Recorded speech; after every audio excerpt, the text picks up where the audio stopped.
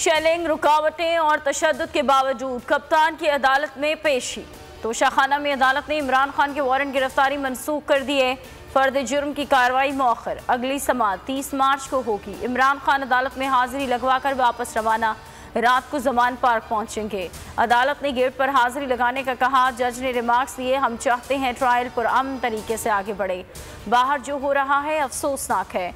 आज समाअत मुमकिन नहीं। 25 मिनट अदालत के बाहर इंतजार करते रहे।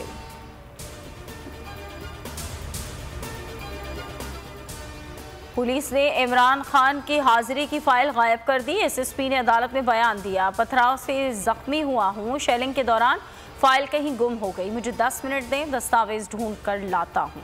अदालत ने इमरान खान की आज की हाजिरी तस्लीम कर ली।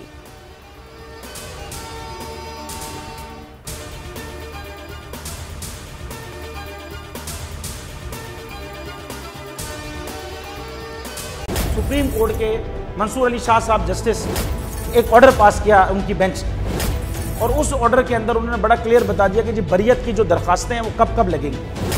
उसमें से एक वजह उन्होंने बताई कि जी जब कोई क्राइम ही ना हुआ हो तो बरी कर दें, ताकि अदालतों पे बोझ ना रहे, वो केसेस चलते ना रहे। सुप्रीम कोर्ट ये मिसालें कब बनाएगा ऐसे लोगों के खिलाफ जो इस तरह की एफआईआर काट रहे हैं, वैसे ऑफिसर्स, और ऐसे लोग जो इस तरह के केसेस को जजेस चला रहे हैं।